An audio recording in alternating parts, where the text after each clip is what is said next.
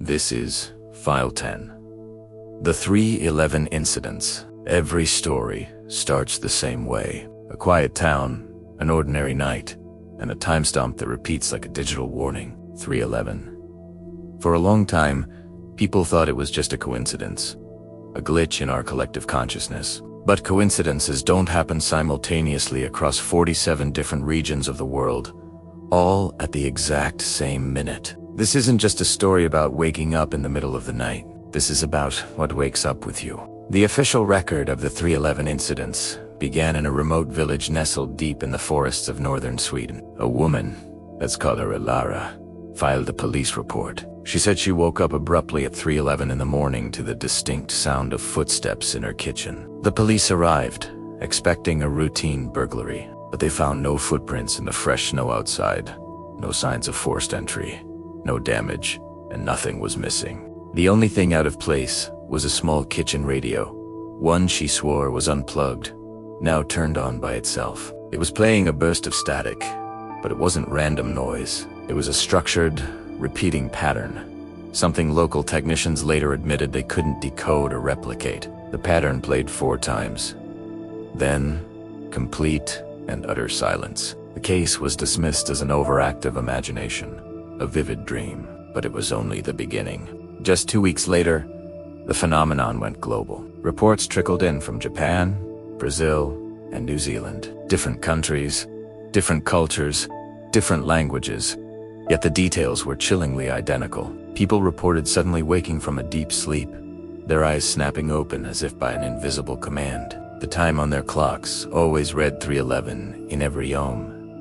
Some piece of electronic equipment, a television, a computer, a child's toy would switch on by itself, and from each device, the same strange, patterned static would play for a few seconds before cutting out. But there was another, more terrifying element. Every single victim reported a period of missing time. It wasn't long, usually between 30 seconds and 7 minutes, but it was a void in their memory they couldn't account for. They would be awake at 3:11, and the next thing they knew, the clock would read 3:15 or 3:18. And during that lost time, they all described the exact same feeling, an overwhelming sense of paralysis, the sensation that something was in the room with them, watching, but they couldn't move. They couldn't scream, couldn't even turn their heads to look. They were trapped inside their own bodies, helpless observers to an unseen presence. For years, these incidents remained anecdotal, dismissed by mainstream science as sleep paralysis or mass hysteria fueled by internet forums. The lack of physical evidence made them impossible to prove. The stories were filed away, relegated to the shadowy corners of paranormal discussion boards. That is, until 2021.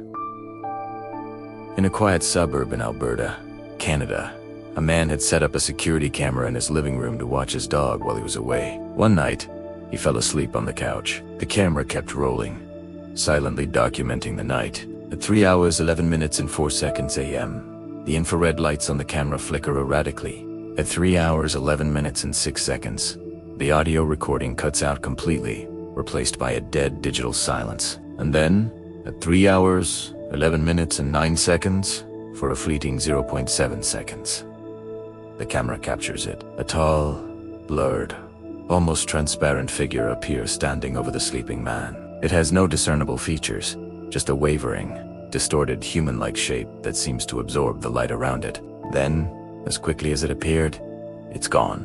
The footage was a bombshell. Investigators from a private research group specializing in digital forensics analyzed the file. They confirmed the video had been tampered with at a fundamental level, but they couldn't determine by what or how. It was as if the data itself had been rewritten by an unknown process. Stranger still, the original unaltered file on the memory card was protected by an encryption so complex that even government-level agencies could uncrack it.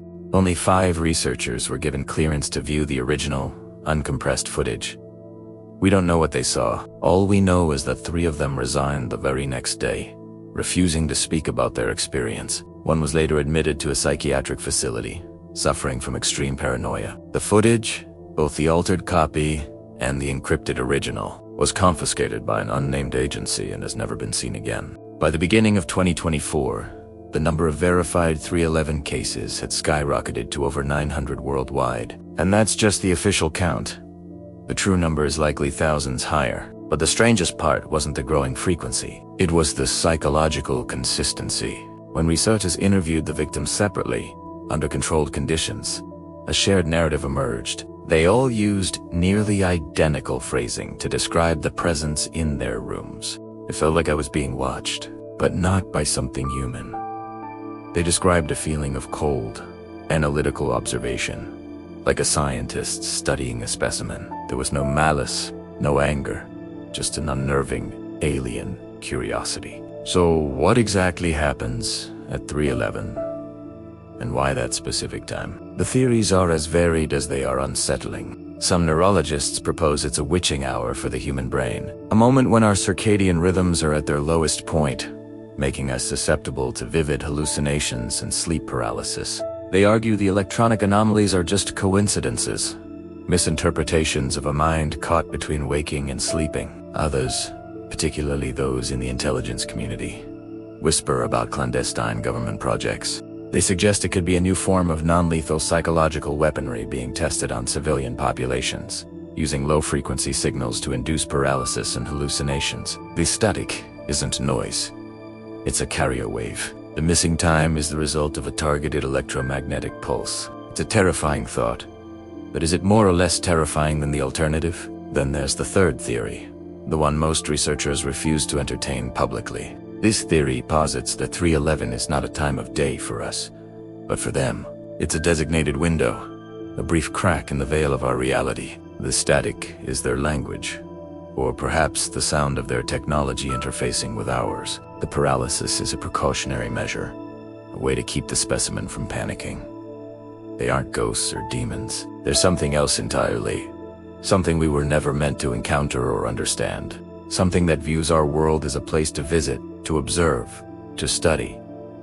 This file is now suspended. Our internal analysis has detected disturbing new patterns emerging from the data. Patterns that suggest the incidents are evolving, becoming more direct.